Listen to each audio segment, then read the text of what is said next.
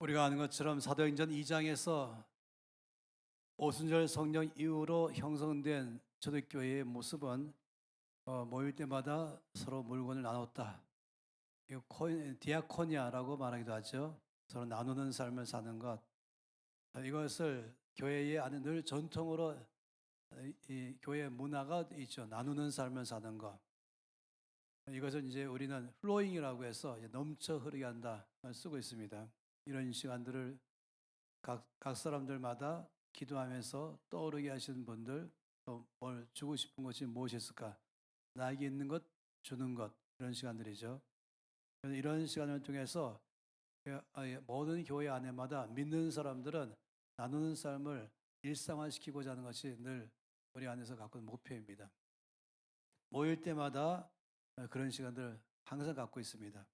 그러니까 앞으로 이런 일은 더 많이 일어나서 교회의 원래의 모습대로, 작으면 작은 대로 있는 그대로 나눠서 공동체가 풍성하게 되는 것, 이걸 원하고 있습니다.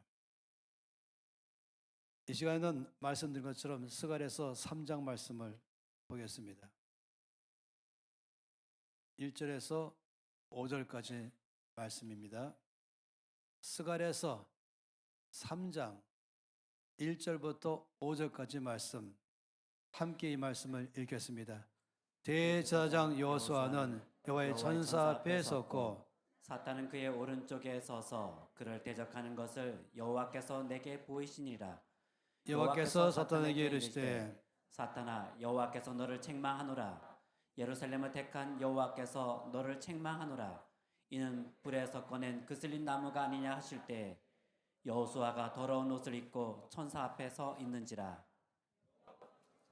특별 선자들에게 명령하사 그 더러운 옷을 벗기라 하시고 또 여호수아에게 이르시되 내가 내 죄악을 제거하여 버렸으니 내게 아름다운 옷을 입히리라 하시기로 내가 말하되 정결한 간을 그의 머리에 씌우소서 하매 곧 정결한 간을 그 머리에 씌우며 옷을 입히고 여호와의 천사는 곁에 섰더라.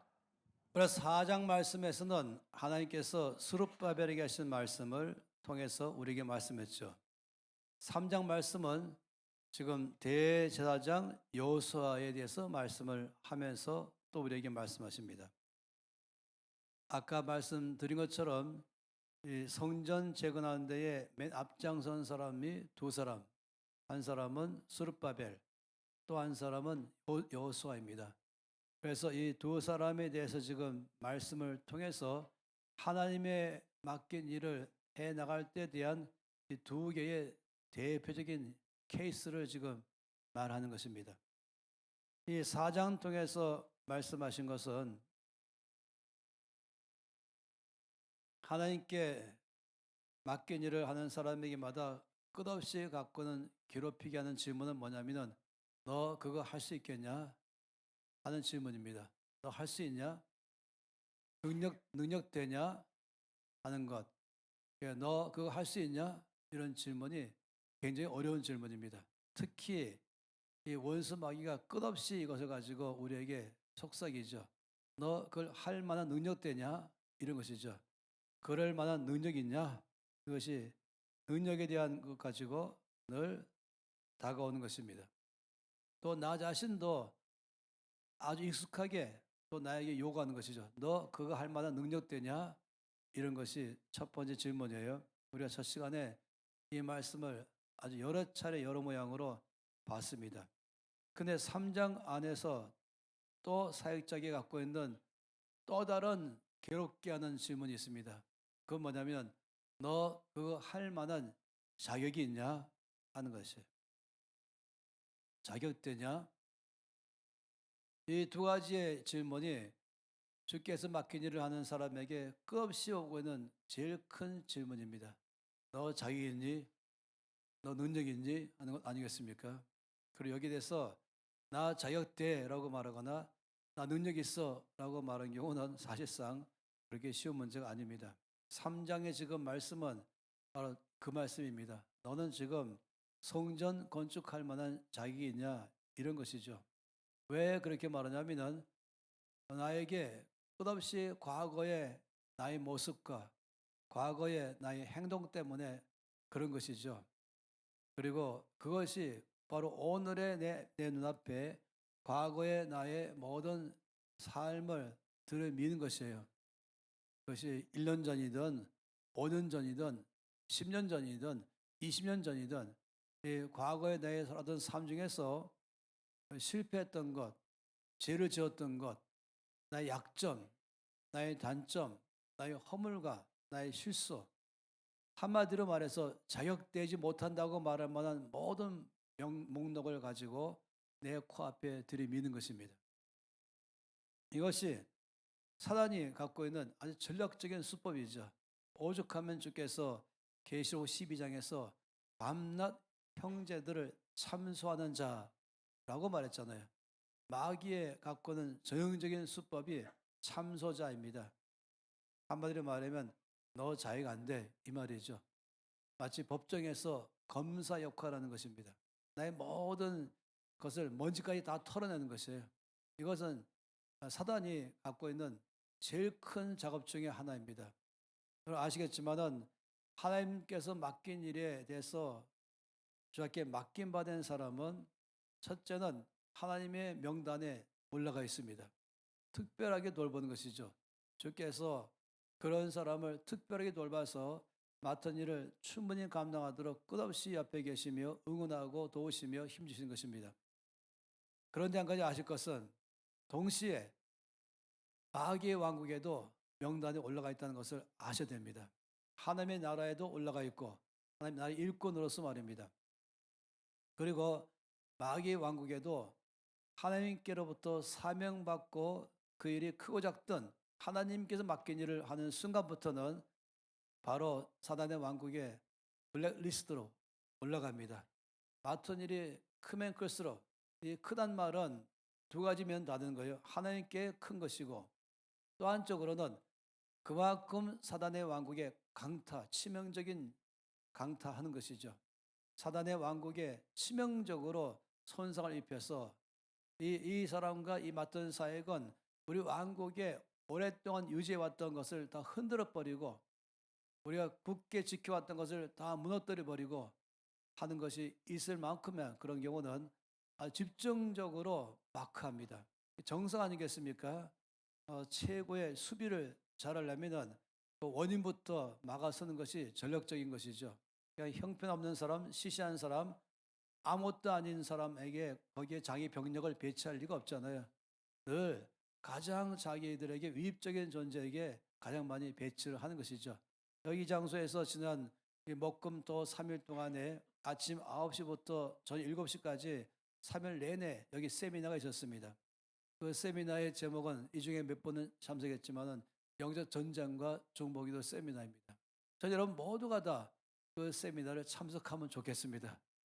그리고 또 참석을 한 번 하면은 다음에 간사로 또 하시고 나의 것 될 때까지 하시면 좋겠습니다. 그거는 선택 사항이 아니고 너무너무 중요한 사항입니다. 그러니 여기에 간사 포함해서 500여 명의 사람들이 여기 들끓면서 어떤 사람은 아이 지방에서 올라와서 저 위층의 기도실은 지방 사람들 위해서 우리가 잠자리를 제공하고 있어요. 그래서 이 뒤쪽으로 보시겠지만 화장실, 샤워실이 몽땅 엄청나게 많이 있습니다. 누가 오듯이 이건 교회를 위한 게 아니네요 할 정도 맞아요. 지방에 오신 분들에게 미리 와 숙박할 수 있도록 마련해서 끝없이 이 공간은 한국교회를 견고하게 세운 데에 그 사명을 다하려고 있는 것입니다. 그때 제가 말씀드린 것 중에 하나가 뭐냐면은 이 C.S. 루이스가 말하고 있는 이 악마의 편지에 관한 이야기가 있기도 하고 그 스크루테이프의 편지라고 되어 있는 것이 맞죠.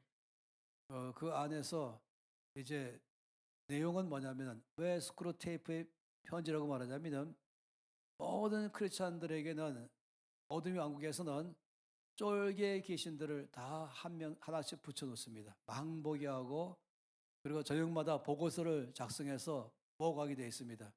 그 내용들 보다 보면은 이 크리스찬이 아침부터 누굴 만났고 뭐 어딜 갔었고 뭘 했었고 또 어떤 생각을 하고 있는지 어디에 관심이 있는지 아주 재밌게 표현되어 있어요. 모든 사람에 대해서 다 하는 일들을 보고하고 있는 거죠. C.S. 루이스가 탁월한 통찰력으로 크리스찬의 삶에 대해서 어둠의 왕국이 뭘 보고 있는가를 잘 설명하고 있습니다.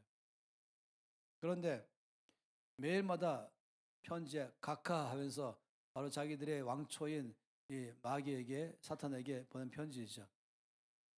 저는 그 책을 보면서 생각을 연장해 봤어요. 그러면서 어느 날 이 쫄기 귀신이 보고서를 보내면서 하는 말이, 각하, 저 내일부터 더 이상 망보지 않겠습니다. 내일부터 더 이상 제가 보고서도 쓰지 않겠습니다. 이렇게 보냈다고 생각해 보는 것입니다. 왜냐하면요, 각하도 아시듯이 지난 여러 세월 동안에 망봐왔던 결과 이 크리스찬은 종이호랑입니다. 있으나 마나합니다. 크리스찬인지 서양 사람인지 구별이 안 갑니다. 생각하는 거나 선택하는 거나 행동하는 것이 우리 왕국에 단 1%도 위협할 만한 일이 없습니다. 우리 왕국에 전혀 어려움을 주지 않는 크리스찬이기 때문에 앞으로 이 크리스찬은 우리가 명단에서 빼버리면 좋겠습니다. 아니, 귀신들도 파송하지 마십시오. 알아서 잘 살고 있습니다. 아시죠? 그래서 쫄기 귀신까지 다 철수해버린 크리스찬, 보통 일이 아닙니다. 그러면은 귀신들도 무시하는 사람, 어둠 왕국에서 아예 무시하는 혹시 그런 교회나 그런 단체, 그런 크리스찬, 그런 사역자라면은 보통 일이 아닙니다. 정말 어려운 얘기죠. 그런 얘기 들어보셨죠? 어느 사람이 꿈속에 봤는데 어느 한 교회가 보이는데, 십자가 있는 교회 지붕 위에 귀신들이 다 널브러져 잠만 자고 있는 것이에요. 왜냐하면 그 교회가 도대체 어둠 왕국에 아무것도 위협되지 않기 때문에, 망보고 신경 쓸 만이 없기 때문에 아예 할 일이 없어가지고 몽땅 귀신들이 지붕에서 낮잠 자고 있는 교회. 그건 교회가 아니죠. 저는 이 C.S. 루이스의 이야기나 여러 사람들 이야기들은 쉽게 넘어갈 문제가 아닌 것입니다. 그런데 비해서 반대로 다른 교회가 있잖아요. 다른 교회는 귀신이 보고서를 쓰는 것은 큰일 났습니다. 우리 왕국에 아주 그동안 있었던 모든 이 전선들이 지금 다 무너지고 있습니다. 이 한 사람 때문에, 이 한 교회 때문에, 이 한 단체 때문에 이 사역이 우리가 그동안 애써 공들여면서 쌓아왔던 것들을 다 무너뜨리고 있습니다. 우리의 왕국의 제1조선이 무너졌습니다. 제2조선이 좀 위협받습니다. 빨리 더 많은 병력을 증원해서 보내주시기 바랍니다. 이런 급하는 메시지를 보내는 교회나 단체, 크리스찬. 그리고 다음날 보고서 오기를 도착하자마자 몽땅 다 대피했습니다. 더 많은 부대를 파송해 주기를 바랍니다. 이런 보고서. 자, 이런 힌트는 이 오스와드 스미스 목사님의 선교사가 되려면 이런 책 안에서부터 힌트를 얻었습니다. 여러분이 그분 책을 읽으신 분도 많으시겠죠. 선교사가 되려면 이런 책과 구령의 열정이라는 아주 유명한 두 권의 책은 오래전에 나온 책이에요. 아주 옛날 책이고 지금 있는지 모르겠습니다. 이 오스와드 스미스 목사님은 이 캐나다의 목사님이고 토론토에서 사역하는데 어려서부터 선교사로 헌신했습니다. 준비했죠. 그리고 때가 돼서 선교지로 갔습니다. 갔는데 10병 걸려서 돌아오거나 어떻게 돌아오거나 여러 차례 할 때마다 항상 그는 본국으로 성환될 수밖에 없었습니다. 그리고 이제 안 것이, 하나님께서 너의 사명은 선교지에 가서 사역하는 것이 아니라 너는 국내에서 선교사를 일으키고 무장시키고 서 파송하고 후원하고 돌보고 또 그걸 위해서 필요한 재정과 기도하는 일을 하는 일이 너희 사명이다 해서 교회를 세웠어요. 유명한 커뮤니케이셔널 철치라는 회중교회를 세워서 오래전의 교회인 것이죠. 그 교회가 세계 300명의 당시에 선교사를 파송하고 매년 교회 예산의 얼만큼을 선교지로 보냈는지, 그것도 그냥 보냈다 예를 들어 1억 원 이게 아니라 어디에 무슨 일로 얼만큼을 아주 자세하게 회계장부를 그 책에 적혀 있어요. 굉장한 교회에 대해서 말한 것이죠. 그런 이 오서 스미스 목사님이 쓴 책 중에 하나가 선교사만 대리만이라는 책인 것이에요. 그 책의 출발은 뭐냐면은 네팔에 있는 마귀의 왕국에 대한 이야기입니다. 히말라야산 안에 있는 게 바로 네팔 왕국 아니겠습니까? 거기는 각종 악한 영들이 활동하는 근거지가 바로 히말라얀 벨트이죠. 거기 네팔 왕국의 이 마귀가 어느 날 소식을 들었는데 자기들의 제1전선이 완전히 대패를 당해서 박살나가지고 지금 제2전선으로 물러갔다라는 보고를 받게 됐습니다. 동시에 빨리 더 많은 군대를 보내달라고 요청하는 내용이었어요. 그 다음에 내용이 도착하자마자 다 대패가지고 지금 제2전선도 무너졌습니다. 제3전선으로 좀 밀려고 있습니다. 이런 내용이 출발하고 있어요. 그 책에서. 그 다음에 마귀가 너무너무 화가 나서는 도대체 몇 명이나 적군들이 왔단 말이냐 하니까 2명의 선교사가 도착했습니다. 이렇게 말한 것이에요. 굉장한 일이죠. 단 2명의 선교사가 그 네팔 왕국에 도착하는 순간부터 오랫동안 수천 년 동안 공들여서 잘 지켜왔던 마귀 왕국의 대패를 당한 것이에요. 마침 또 제가 너무너무 잘 아는 제 친구 2명의 선교사가 또 마침 또 그 책과 동일하게 그 나라에 선교를 시작했어요. 둘 다 싱글로 갔을 텐데 미국 사람들인데 한 사람은 댄 부시라는 저희 친구 중에 아주 친구입니다. 또 한 사람은 리스 하는 엘리자베스이죠. 대단한 두 사람의 탁월한 이 젊은 리더들이었어요. 당시에 80년에 갔죠. 아니 90년에 갔어요. 1990년까지 네팔은 크리스찬이 0이었어요. 0. 당시 또 외몽고도 0, 외몽고도 0, 네팔도 0이었습니다. 네팔은 특히 만일에 어떤 사람이 예수 믿으면 술통에다가 알죠? 요만한 술통에다가 사람을 꾸겨 집어넣은 다음에 언덕 위에서 저 아래가 굴려 내려 버렸어요. 한 명도 그 네팔의 크리스찬이 없도록 만든 그 당시였습니다. 그런데 이 두 사람이 공산주의가 무너지면서 네팔도 문이 열리고 외몽고도 문이 열리고 외몽고는 그 순간에 바로 여러 한국인 선교사들이 들어가면서 몽골을 완전히 바꿔버리고 이 2명 말고도 몇 명 가면서 네팔을 바꿔버렸어요. 저는 95년도에 네팔 가보면서 벌써 그 당시에 수많은 네팔의 청년들이 헌신돼서 용사처럼 쓰는 것을 봤었습니다. 이런 식이죠. 하나님 나라에 갖고는 강한 것입니다. 그렇기 때문에 원수 마귀는 이런 크리스찬들, 특히 헌신하는 하나님이 세우신 프로젝트에 교회 프로젝트든지 선교 프로젝트든지 하나님이 세우신 거기에 헌신하는 사람은 무조건 명단에 올라갑니다. 그 집중적으로 마크합니다. 그 집중 마크의 제1 마크 명단이 전략이 뭐냐면은 너 자격 있냐? 끝없이 과거에 모든 태어나기 전부터 시작해서 태어날 때 시작하고 지금까지 내 나에 대한 걸 다 알고 있어요. 이건 지나간 건 다 알거든. 여러분 아시죠? 원수마귀는 미래를 볼 줄 몰라요. 과거는 다 드러난 사실이에요. 미래는 하나님만 보십니다. 점쟁이들이 갖고 오신 미래를 점치죠. 거짓말하는 것이에요. 점쟁이들의 미래 점치는 것 신경도 쓰지 마세요. 미래는 오직 하나님께 속했습니다. 나의 미래 주께 속했습니다. 나의 교회의 미래 주께 속했습니다. 내 나라의 미래 주께 속했습니다. 앞날에 대한 주님의 계획은 소망의 계획입니다.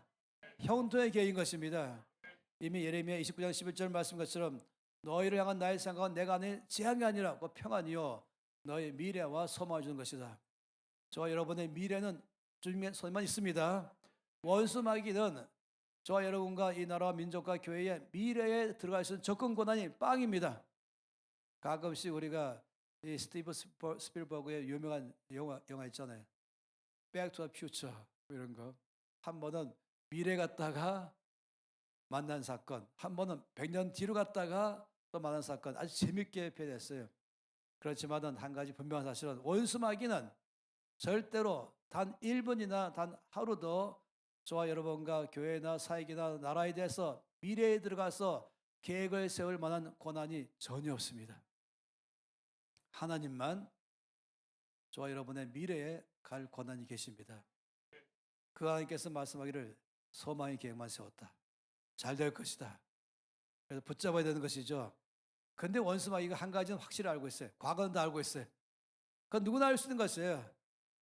이 과거에 대한 모든 것 전부 파악하고 있죠. 그리고는 끝없이 괴롭게 하는 것이 그 긴 목록 갖고 내미는데 변명할 수가 없는 것이에요. 그건 숨길 수도 없는 것이에요. 숨겨왔지만 있는 대로 드러난 것이죠. 그러면서 끝없이 하는 것이 너 자익이냐? 라는 것입니다. 그래서 밤낮 형제들을 참소하는 자, 이것이 계시록 12장에 나와 있는 이 마귀의 갖고 하는 일이다 라고 말한 것이에요. 참소자, 그래서 여기 온 것이 뭐냐면 정죄감 아니겠습니까? 또는 이것에 의해서 따라온 것이 내가 반응하는 것이 정죄감 또는 죄책감 다 같은 것이죠. 또는 죄의식, 이 모든 것은 몽땅 다 과거에 대해서 말하는 반응인 것입니다. 그러면서 너 자격 있냐? 하면서 오늘 현재 내가 맡고 있는 일에 대해서 브레이크를 걸려는 것이에요. 그래서 목표는 뭐냐? 힘 빠지게 만들고, 그리고 낙심하게 만들고, 두렵게 만들고, 그리고는 이제 포기하도록까지 만들고자 하는 것이 바로 사단의 전략인 것입니다.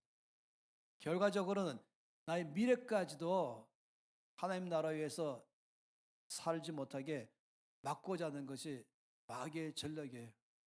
우리가 하나님의 전략을 본다면 또 한 가지 마귀의 전략 보면 다 알 수 있죠. 재밌게도 이 마귀가 가장 많이 일하는 영역이 어디냐 보고 있으면은 반대로 하나님 나라에 가장 중요하구나 이걸 알 수가 있습니다. 은사 중에서 가장 혼란스럽게 받는 은사가 뭐예요? 방언이죠. 다른 은사들을 가지고 시비 걸 게 예언에만 조금 있어요. 예언의 은사는 아마 시비 걸 문제가 20%라고 말하면은 방언은 100%입니다. 다른 은사 대해서는 시비 걸 게 없어요. 혼란스럽지도 않아요. 그런데 방언 은사만큼은 아직까지도 사방에서 혼란스럽게 만들고 있어요. 누가 그렇게 하는가? 당연히 어둠의 왕국이죠. 필요하다면 어이가 없게도 신학자까지 동원시키면서까지 강하게 밀어붙이기도 하고 그런 것입니다. 그러니 거꾸로 뒤집어서 말한다면 그만큼 중요하다. 이걸 말한 것이에요. 그만큼 마귀 왕국에서 이것이 확실하게 알만 할수록 자기 왕국은 무너지는 것은 시간 문제다 아니까 모든 총력 동원해서 막으려고 하는 것이에요.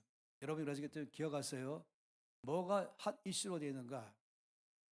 결국은 목표는 뭔지 아시죠? 가만히 듣다 보니까 한마디로 하지 말아라. 구하지도 말아라. 목표는 거기 있어요. 뭐 아무리 좋은 말 다 말해도 마지막 말은 하지 말아라. 두 번째 핫 이슈가 11조예요. 신학자가 동원시켜 가면서 막 말하는데 마지막 말은 뭡니까? 하지 말아라 이거죠. 한마디로. 안 해도 괜찮다. 하지 말아라. 뭐 무슨 말로 하든지 아주 숨겨놓은 메시지는 이거예요. 하지 말아라. 왜 그런지 아시죠? 너무너무 중요하기 때문에 이것들이 명확하게 이 사실들이 성경적 기반에 명확하게 교회가 알게 되면 그리고 우리가 살게 되면 제일 먼저 치명적으로 원수 마귀의 왕국에 강타하기 때문에 여러분 아시기 바랍니다. 하나님 나라에 중요한 것은 마귀 왕국에도 중요하다. 한쪽에 세우기 위해서 중요한 것이고 아니면 파괴하는데 너무 강한 힘이다. 그래서 끝없이 이것 가지고 아주 몸 총동원하는 것이 인정사정 없이 물불 가리지 않고 원수 마귀가 갖고 있는 방법은 목적을 달성하기 위해서는 폭력도 일삼고 거짓말도 하고 살인도 하고 뭐 별의별 방법을 다 써서라도 그 일을 성취하고자 하는 것이 바로 사단의 왕국의 방법이에요. 아시죠? 이 공산주의 강령의 제1강령은 목적을 위해서는 수단 방법 가리지 마라. 이게 제일 5대 강령 중에 제일 강령인 것입니다. 하나님 나라는 목적도 좋지만 수단과 방법도 좋아야 된다. 이게 하나님 나라인 것이에요. 목적 위해서 수단 방법 가리지 마라. 이건 원수마귀예요. 하나님 나라는 목적 달성해서 수단도 좋아야 되고 방법도 좋아야 된다. 동기가 선해야 되고 사랑해야 되고 옳아야 되고 정직해야 되고 밝아야 된다. 이것이 늘 하나님 나라의 원칙이에요. 이거는 모든 게 다 통합니다. 저는 늘 여기 사업가들과 이 자리에 모일 때마다 사업에 있어서 잘 되기 위한 사업 가운데 수단 마법 가리지 마라. 이거는 사단의 지령이에요. 삼국지를 많이 보셨겠죠. 거기 보다 보면은 전쟁에 승리하기 위해서는 승리가 목표이기 때문에 수단 마법 가리지 않는 게 나오는데 이걸 전부 다 병법으로 넣고 있어요. 아주 위험한 말이에요. 병법이에요. 그냥 전략이에요. 이간질, 이간계, 뭐 미인계, 36개가 있잖아요. 각종 예를 가면서 이간질 시킨다. 내부적 이간질, 나라와 나라 이간질, 뭐 별별 다 하는 것 다 포함해서 그래서 목표는 자기들이 원하는 승리를 쟁취하기 위해서 한다. 하나님 나라는 안 그래요. 아시죠? 하나님 나라는 연합시키고 여기 다른 거 아시죠? 뭐 이 문제는 또 다른 영역에서 제가 할 말이 따로 있고 이거는 주고 재정에서 하는 말씀입니다만은 주의 나라도 이거 중요합니다. 어쨌든 지금 오늘 이 시간에 보는 것은 바로 이 사단이 갖고 있는 가장 강하게 접근하는 것은 특히 헌신된 사람일수록 특히 더 사회계의 비중이 높아갈수록 특히 더 사회가 개인이든지 교회든지 단체든지 거기 중심되는 핵심 인물들에게 끊임없이 마귀가 접근하는 것은 너 자격 있냐? 여기 대해서 나 자격 있다라고 말할 수 있는 이 땅에는 예수님밖에 없습니다. 아무도 거기에 대해서 말할 수 없습니다. 오늘 말씀이 바로 그것이죠. 에스겔서 3장 말씀에 1절 말씀에 뭘 보였습니까? 대제사장 여호수아는 여호와의 천사 앞에 섰고 사탄은 그 오른쪽에 서서 그를 대적하는 것을 여호와께서 내게 보이시다. 대적한다는 말은 참수하는 것이죠. 검사가 이 사람은 언제 어디서 무엇을 어떻게 왜 했는지 육하 원칙에 따라서 아주 빈틈없이 피해갈 경험도 없이 변명할 기회도 없이 또박또박 하나하나 열거시켜 나가는 것이 바로 사탄 일이기 때문에 바로 법정에서의 검사처럼 지금 여호와 앞에서 말한 거죠. 여호와 앞에서. 그리고선 하나님, 그래서 이 사람은 쓸모없습니다. 잘 안 됩니다. 동시에 그러므로 당신은 죄인입니다. 이 일을 할 자격이 없습니다. 원수마귀는 일 못하게 하는 게 목표예요. 아시죠? 기억하시 기 바랍니다. 원수마귀의 목표는 일 안 시키는 것이 목표예요. 그를 스톱시키는 게 목표인 것이에요. 개인이든 그룹이든 가정이든 단체든 나라든 원수마귀는 하나님의 프로젝트를 못하게 하는 게 목표인 것이에요. 하나님의 목표는 하게 하는 게 목표인 것입니다. 그러니 제가 이 면에서 넓게 보기 시작하면은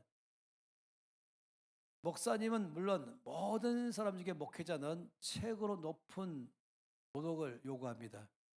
다른 어느 누구와도 가장 최고 높은 위치는 높은 이 도덕의 요구는 목사부터예요. 장로도 마찬가지지만 말씀 맡은 자, 책임자가 사단의 왕국에는 목사와 장로와 집사 뭐 이렇게 말하기 저 오해하지 마세요. 쭉 있다면은 다 똑같이 리스트에 올라갔다고 해도 거기에 따라 붙은 전략과 강도는 다 다르다는 것이에요.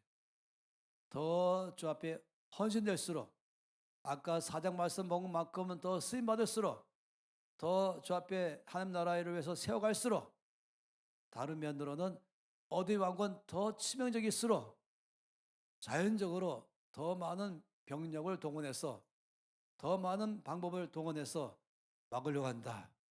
이게 최고로 최전방에 쓴 것이 바로 정지하는 것입니다. 참수하는 것입니다.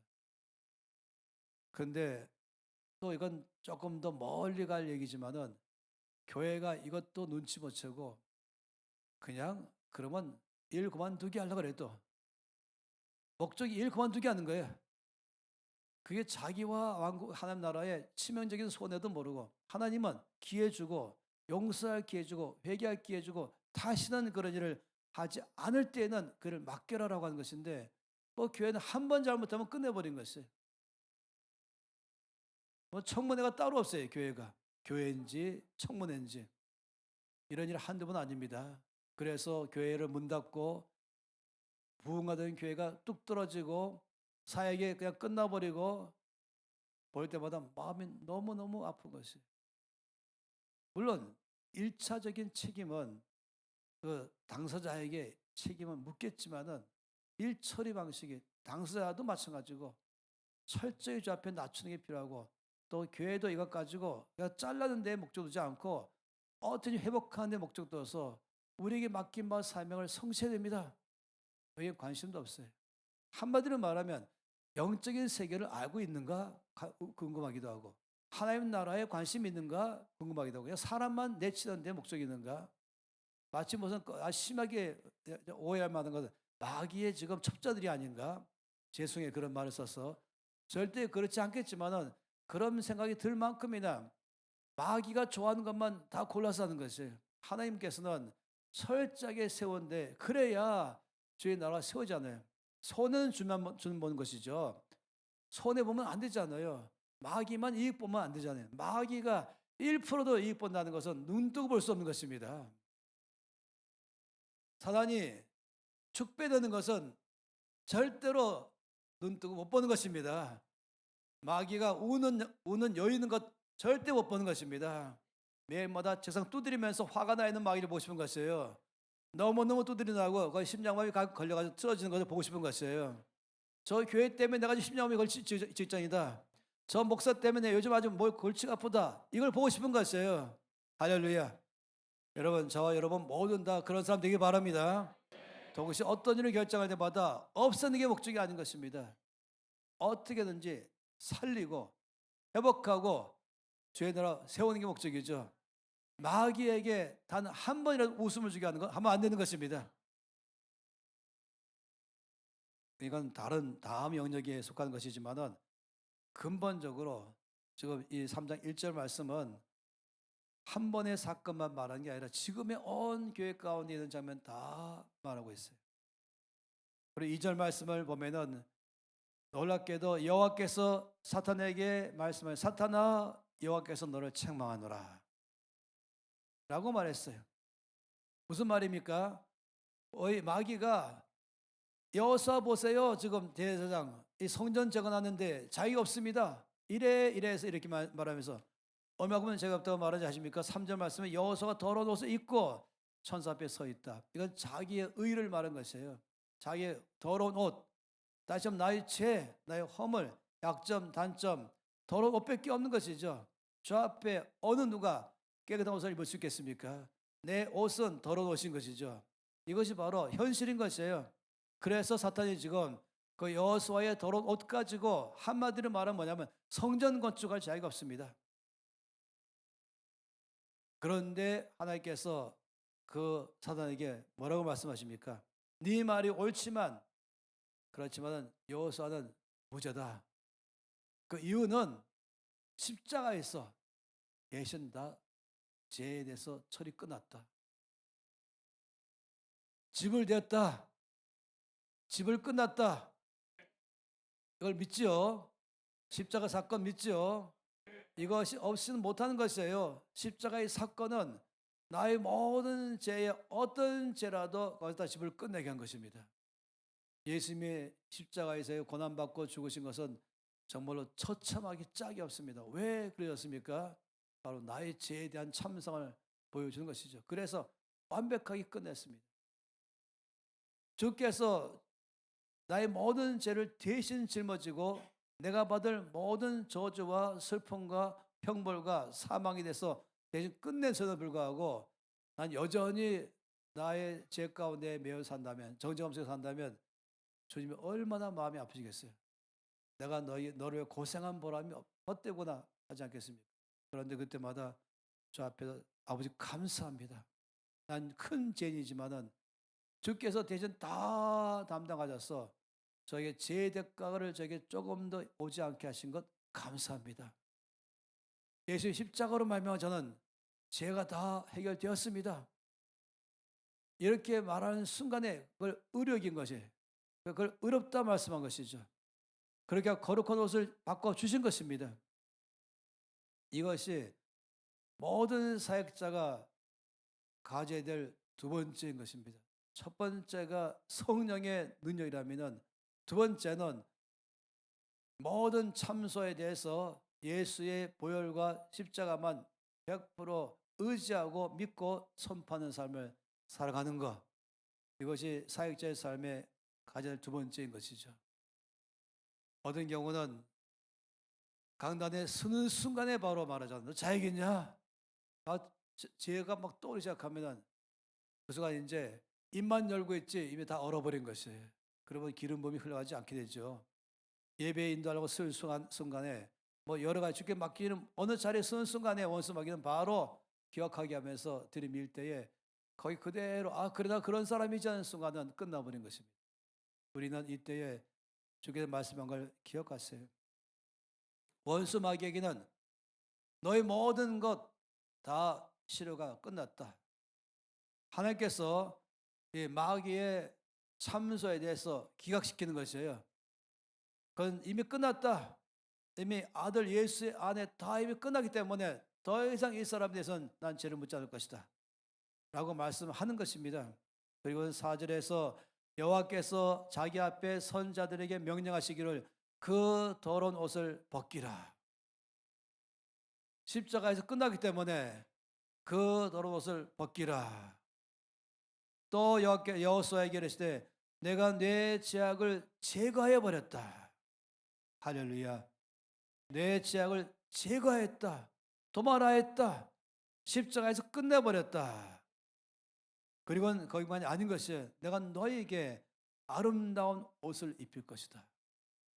의의 옷, 나의 의가 아니라 나의 의가 되신 예수님의 옷을 내가 입은 것입니다. 그래서 저는 시편 4편 1절 말씀을 혼자서 너무 많이 제 마음대로 흥얼거리며 부릅니다. 내 의의 하나님이여 내가 부르짖을 지을 때에 저는 응답하소서. 내 기도에 응답할 수 있는 길이 나의 의가 아니라 나의 의가 되신 하나님 때문에 주여 나에게 응답하소서. 저 나갈 때마다 내 의의 하나님이여 영광 받으소서. 바로 주님의 의를 힘입지 않은 사람, 십자가와 보혈의 능력을 날마다 붙잡을 줄 아는 사람, 아니면 그런 사람 통해서 일하시는 것입니다. 그래서 두 번째 우리가 사역자로서 부흥시키고 맡기는 사역을 성공시키는 사람으로서 반드시 가져야 할 것은 이 정죄감을 처리하는 것입니다. 십자가에서 오늘 말씀에서 주께서 나의 모든 더러운 옷은 다 벗겨버리시고 나에게 아름다운 옷을 입히신 것을 우리가 믿어야 되는 것입니다. 은혜로 되었습니다. 철저히 은혜로 되었습니다. 그런데 이것은 이 은혜가 내가 믿을 때에 은혜가 은혜 되는 것이죠. 믿는 순간부터는 보혈의 능력이 내 앞에서 작동하는 것입니다. 나 믿는 순간부터 십자가가 능력으로 역사하는 것입니다. 나 믿는 순간부터 원수 마귀는 더 이상 효력을 발휘하지 못하기 시작하는 것입니다. 그래서 우리가 이 더러운 옷을 벗기고 아름다운 옷을 입힌 것을 믿는 것입니다. 저 여러분이 주 앞에 나갈 때마다는 아시죠? 주님은 저 여러분에게 이미 예수의 피와 십자가로 나에게 더러운 옷을 벗기시고 아름다운 옷, 의의 옷을 입힌 것을 우리가 믿고 나가는 것입니다. 주 앞에 나갈 때 저는 가장 좋은 것은 아버지 감사합니다. 주일 예배 때 대표 감사로 찬양하면서 아버지 감사합니다. 저희 모든 더러운 옷을 십자가에서 보혈로 다 벗기고 처리하시고 도말하시고 제거하시고 저에게 아름다운 옷, 의의 옷을 입혀서 감사합니다. 이것이 교회로 모일 때만 갖고는 첫 출발인 것이에요. 예배가 그렇기 때문에 아주 감격적이고 우렁차고 힘있고 밝을 수밖에 없는 것입니다. 전 처음부터 이 사역 모일 때마다 자꾸만 나 자신이 갖고 있는 어려움과 불쌍한 것과 힘든 것만 부르는 노래를 싫어합니다. 더 중요한 건 주께서 나를 위해서 이루어진 승리, 역사들을 선포하면서 믿음에 선포하는 것이 예배의 출발인 것이죠. 그래서 감사함으로 그 문에 들어가라고 말한 것입니다. 그러니 저는 어떤 교회에서 대표자의 대표 기도가 너무나 마음에 들었어요. 몇 개 교회가 아버지 감사합니다. 예수의 보혈로 모든 죄를 다 용서하시고 대신 죽으시고 해결하시고 깨닫게 하셔서 저의 죄를 도말하시고 제거하신 것 감사합니다. 찬양합니다. 은혜에 감사합니다. 그 말할 수 없는 은혜 가운데 은혜로 지금 저 앞에 나갑니다. 이런 고백할 때 얼마나 힘있겠습니까? 만일에 지나간 죄를 용서해달라고 말할 순간에는 물론 좋아 보이죠. 우리가 보통 이제 ACT라고 하죠. ACTS라고 하죠. ACTS, Adoration, Confession, Thanksgiving, 그 다음에 맨 끝에 가서 essay supplication. 아니, 원칙대로 저는 그 원칙 틀려서 생각하는 것이에요. 물론 회개하는 게 필요하지만 회개하고 오길 바라는 것이에요. 몽땅 와서. 그러면서 만일에 그렇게 말하면 어떤 사람은 지난주에도 회개했는데도 또 기억나면서 또 회개하는 것이 다 몽땅 자신 없어 시작하는 것이죠. 몽땅 다 어느 누가 주 앞에 자식이 나가겠습니까? 다시 또 죄를 막 열거하면서 나가면 몽땅 다 푹 가라앉아 버린 것이에요. 그런데 아버지 모든 죄를 다 용서하시니 감사합니다. 말할 수 없는 은혜를 내가 입었습니다. 의롭게 하신 걸 감사합니다. 나의 모든 더러운 옷을 다 벗기시고 십자가에서 나에게 아름다운 옷을 입힌 걸 감사합니다. 그러니 감사와 감격과 찬양의 힘 있는 노래 부르고 그런 일어서게 되고 찬양하지 않겠습니까? 하 목사님이 이 예배를 바꾸자라고 끝없이 말했던 것이, 저도 물론 거기에 전적으로 함께 예배를 바꾼데 열심히 같이 예를 써줬습니다. 그렇게 하는데 이것만이 아닌 것이에요. 5절 말씀에 이제 더러운 옷을 다 벗기고 죄악은 다 제거해졌고 그리고 아름다운 옷을 입은 다음에 5절에 내가 말하기를 정결한 관을 그의 머리에 씌우소서 하며 곧 정결한 면류관을 그 머리에 씌우며 옷을 입히고 여호와의 천사는 곁에 섰더라. 얼마나 아름다웠습니까? 옷만 아름다운 옷을 바꾼 것이 아니라 의의 옷으로, 예수의 십자가의 보혈의 의의 옷으로, 거룩함의 옷으로, 아름다운 옷으로 입힌 것도 감사한데 거기에 머리에 정결한 관을 씌워주는 것입니다. 머리에 면류관을 씌우는 것입니다. 영광을 있게 하는 것이죠. 이건 오직 기독교가 갖고 있는 엄청난 영적인 비밀 아니겠습니까? 우리는 죄인이었지만 의롭게 된 사람들이고 은혜 입은 사람들이고 새롭게 된 사람들이고 새로운 피조물 된 사람들이고 새 사람답게 살도록 부르신 사람들인 것입니다. 교회는 기쁨이 있고 감사가 있고 승리가 있고 노래가 있고 춤이 있는 것입니다. 이게 교회인 것이죠. 십자가가 우리를 슬픔의 춤으로 바꿔버렸습니다. 십자가 우리를 베옷을 벗겨버리고 아름다운 옷을 입게 만들어준 것입니다. 그렇기 때문에 이것은 모든 사역자가 반드시 가져야 할 두 번째의 사역인 것이죠. 매일마다 내가 주 앞에 설 때마다 맡긴 사역을 위해서 그 자리에 설 때마다 내가 자랑할 것은 바울의 고백처럼 예수 그리스도의 십자가 외에는 내가 자랑할 것이 없습니다. 예수의 십자가 외에는 난 알지 않기로 작정했습니다. 나의 붙드는 것은 십자가입니다. 나를 의롭게 하신 것 십자가입니다. 나를 정결케 하신 것 십자가입니다. 나로 아버지 보좌 앞에 담대히 나가 서게 하신 것 십자가입니다. 그리고 원수의 앞에 당당히 서게 하신 것 십자가입니다. 사대 왕국을 강태하게 하는 것 모든 건 십자가입니다. 이것만큼 큰 게 어디 있겠어요? 아름다운 것이죠. 매번마다 우리는 붙잡으셔야 됩니다. 그런데 또 한 가지는 기억하셔야 됩니다. 그렇다고 해서 제멋대로 살라고 말하는 건 아닌 것이죠. 십자가의 능력이 있기 때문에 모든 과거의 죄를 다 용서하시고 도말하시고 제하여 버렸다는 것 때문에 제멋대로 살는 건 아니잖아요. 생각할수록 주께서 이 죄에 대해서 짊어진 고통과 슬픔과 저주받는 걸 생각하면 너무너무 마음이 아프잖아요. 다시는 그런 죄를 짓지 말아야 한다. 암세포보다 더 무서운 게 바로 죄인 것입니다. 전 처음에 이 말을 들을 때 이해가 안 갔어요. 암세포 더 무섭다. 그런데 알면 알수록 죄는, 암세포는 그냥 육신만 파괴하지 죄는 모든 것 다 파괴해버립니다. 나 자신과 나 사이 속에서 갖고 있는 담대함, 자신감, 확신과 기쁨과 즐거움과 평강 다 깨트려버리고 하나님과 갖고 있는 친밀한 관계 다 깨트리고 다른 사람과 관계 있는 모든 관계, 자신감 있고 밝고 힘있게 대하는 관계 다 깨트려버리고 내가 하는 모든 일까지도 다 깨트려버리고 얼마나 무서운지 모르겠어요. 철저하게 파괴시켜서 암세포가 가면은 사람이 죽는 것까지, 죄가 들어오면 죽어버린 것입니다. 암세포가 통할 만한 것이 몸에 있다 할지라도 스톱하고 이걸 제거하려고 온 힘을 다하는데 이 죄는 더 심한 것입니다. 십자가로 끝난 다음에 우리는 죄를 갖다 어떻게 합니까? 죄를 피하는 게 아니라 우리는 죄를 미워합니다.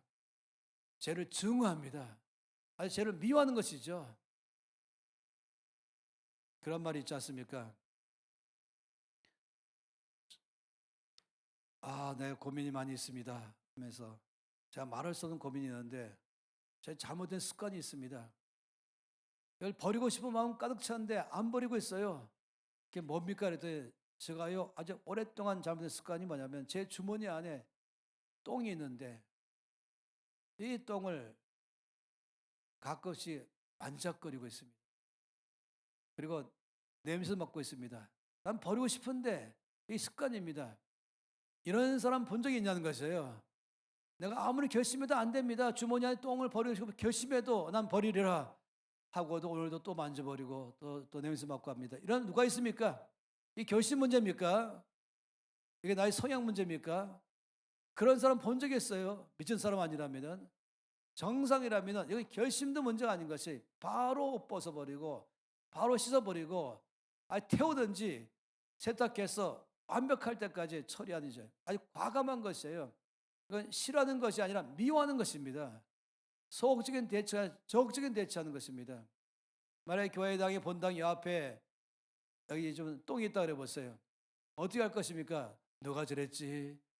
저러면 안 되는데 이러면서 앉아 계실 것입니까? 아니면 코를 막고만 계실 것입니까? 아니면 여기만 가지 말아야지 저 뒤에 이렇게 할 것입니까? 아니죠. 일어나서 적극적으로 당장 치워버리고 또 세제를 가서 또 닦아버리고 향수 뿌려가면서 철저하게 하는 것이 적극적 대처하는 것입니까? 죄도 마찬가지인 것이에요.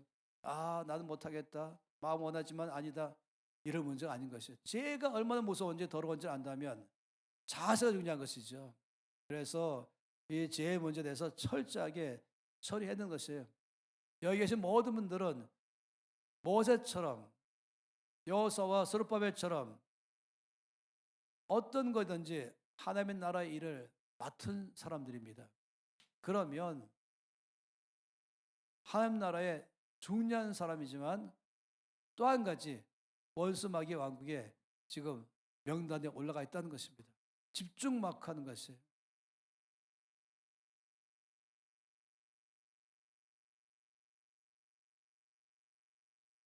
사단이 하나님께 쓰임받는 사람, 직책이 목사이든 장로이든 전도사이든 집사이든 권사이든 아니면 평신도이든 상관없이 주님께서 맡은 일을 하기로 작정하는 순간부터는 사단은 지령을 내립니다. 지령, 7가지의 지령. 이건 이제 제가 여러 차례 살펴서 내리는 얘기인 것이 성경적이라고 말하지 않지만 그래도 성경적입니다. 그런데 7가지, 첫째, 교만. 교만하면 끝나죠. 교만. 두 번째 뭐겠습니까? 불신앙. 세 번째가 정죄감. 네 번째가 두려움. 다섯 번째가 낙심. 여덟 번째가 잘못된 재물 사용. 일곱 번째가 잘못된 성 사용. 이거는 다르게 말하면 사단의 강력한 무기입니다. 이것은 주를 위해서 살기로 작정 않은 사람에게는 별로 문제가 안 됩니다. 그러나 주께서 맡긴 일을 하기로 작정하는 사람들에게는 사단은 이 7가지 무기를 가지고 한 가지 이렇게 하다가 때론 2가지로 동시에 3가지로 하면서 어떻게든지 이 7가지 중에 한 가지만이라도 적어도 걸리도록 하게 하는 것이에요. 어떤 사람은 다 걸린 사람도 있죠. 아예 맥을 못 쓰는 것이에요. 어떤 면에 걸리든지 걸리는 순간부터 나에게 맡긴 일을 성취하지 못하게 되는 것입니다. 이 7가지 문제를 말한 것이에요. 집안에 늘 세워두세요. 너무너무 중요한 문제입니다. 요즘에 제가 기도하면서 가장 많이 기도하는 게 뭔지 아십니까? 다인 것인데 특히 6번과 7번이 엄청 마음이 요즘 부담이 큽니다. 이날 전체 안에마다 이 두 가지 영역이 엄청 많이 지금 하나님 나라 일꾼들에게 아주 대규모적으로 어둠의 영은 별의별 방법을 다 써가면서 지금 이 두 가지를 무너뜨리려고 하고 있는 거다. 거룩함을 무너뜨리고 재물에 대해서 올바른 사용을 무너뜨리고 더 어려운 것이 뭐냐면 재물이에요. 저처는 재물. 돈 관리 아주 우습게 생각하는 사람도 있어요. 사역자로서도 말입니다. 개념도 없어요. 그래서 LCMN이 이걸 가지고 아주 전면전 지금 대대적 전면전 어디 왕국과 한판 승부에 들어간 것이죠. 하나님 교회를 견고케 하기 위해서 하나님께서 말씀하는 올바른 재정 원칙이 뭔지를 교회 전체를 알게 하면 할수록 사대 왕국은 아주 공들였던 분야가 다 깨져나갈 것입니다. 하나님 나라를 힘있게 하는 비결의 7가지 영역인 것이에요. 이 중에도 가장 많이 강조하는 게 바로 이 재물이고, 놀랍게도 이 성에 대해서는 알면서도 불구하고 이것이 얼마나 치명적으로 큰 문제인 줄을 자꾸 모르는 것입니다. 그건 목숨 걸고 싸워야 될 것이에요. 틈을 보이면 안 됩니다. 힘있게 싸워야 되는 것입니다. 저는 정말로 심장으로부터 여러분에게 말씀을 드리고 심장으로부터 한국교회 사역자에게 말하는 것이에요. 이 재물에 대해서 성경적으로 다뤄 나가야 되는 것이고, 성에 대해서 거룩함을 목숨처럼 싸워 지키는 것이고, 이것이 두 가지 무너지면 그때부터 무력한 사람 되는 것입니다. 주 앞에 쓰임받지 못하게 되는 것입니다. 그러니 저는 이런 우리 모임 안에서 정말로 나는 주 앞에 쓰임받기를 원합니다. 내가 맡은 사역 마치 스룹바벨처럼 시작한 것 완성하기를 바랍니다. 라는 사람이라면 누구든지 7가지 돼서 정신 바짝 차려야 되는 것입니다. 그리고 피 흘릴까지 싸워나가야 되는 것이죠. 매일매일마다 이 7가지가 우리에게 다가오는 것이에요. 여기 계신 우리 모두 중에서 아무도 자유롭지 않습니다. 저를 포함한 우리 모두가 다 자유롭지 않습니다. 모든 맡은 일을 다 마치고 이제 주 앞에서 올라오라 그래서 주께 올라가는 순간까지는 7가지 중에 어느 하나라도 방심하면 안 되는 것입니다. 주께 가시는 그날 가서야 드디어 모든 무거운 짐을 벗어버리고 주께는 더 이상 전쟁하지 않고 싸우지 않고 그때 가서 안식하는 것입니다. 저 여러분은 아버지께서 올라오라 해서 예 하고 올라가는 순간에 그때가 바로 안식일입니다. 그때부터 안식년입니다. 그때가 은퇴입니다. 바로 그 순간까지는 안식할 수 없어요. 깨어 근신하면서 그때까지 싸워야 되는 것입니다. 그때까지 아버지 영광에서 살아가는 것입니다.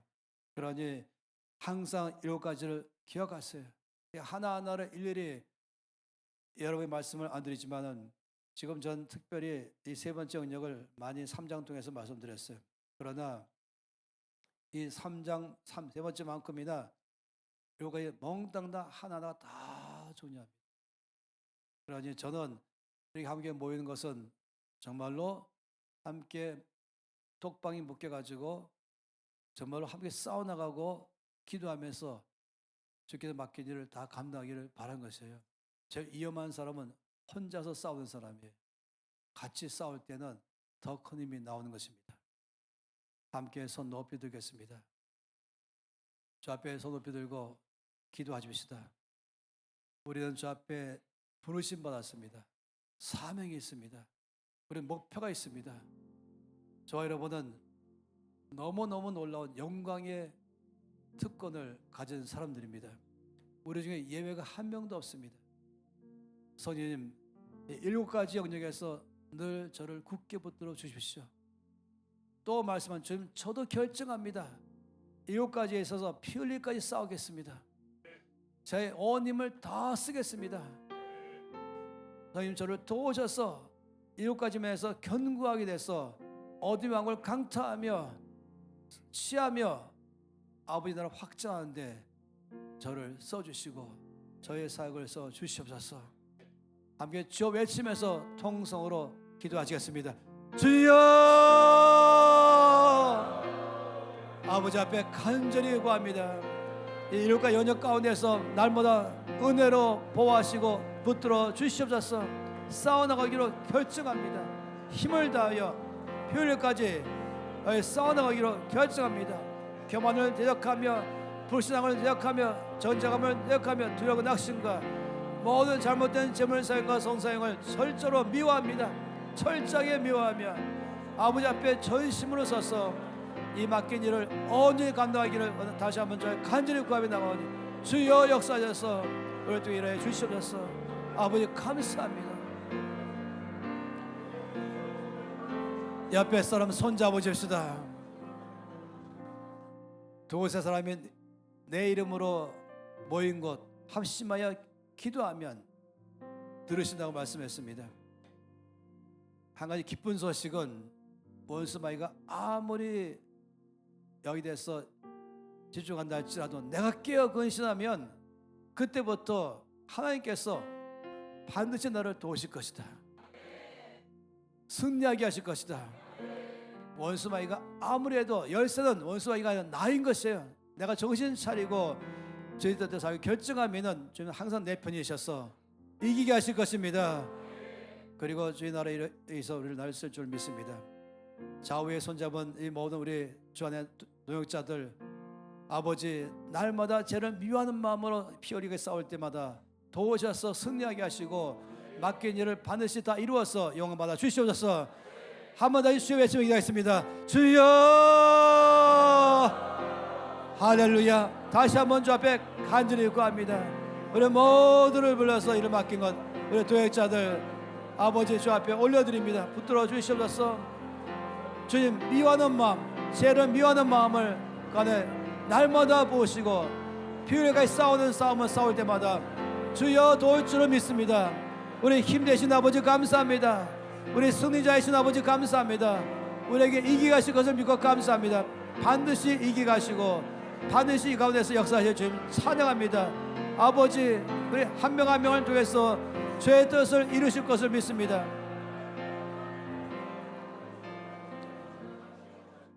성령은 보혜사이십니다. 항상 내 곁에 계셔서 나를 돕는 분이십니다. 감사합니다. 성령님 도우셔서 감사합니다. 우리는 전적인 성령의 도우심 가운데 날마다 의지하며 나갑니다. 아버지 원수마귀의 모든 계계를 우리가 압니다. 하나님마다 올 때마다 내가 너의 계계를 안다 말하면서 그 앞에 과감하게 물리치고 죄의 뜻에 선택하여서 승리하는 삶, 아버지 뜻을 성취하는 삶 살게 할 줄로 믿습니다. 부흥하는 교회, 사역, 부흥하는 이 나라의 교회 되게 하여 주셔서 이 나라 통해서 영광 받아 주시옵소서. 주 예수 이름으로 기도합니다. 아멘.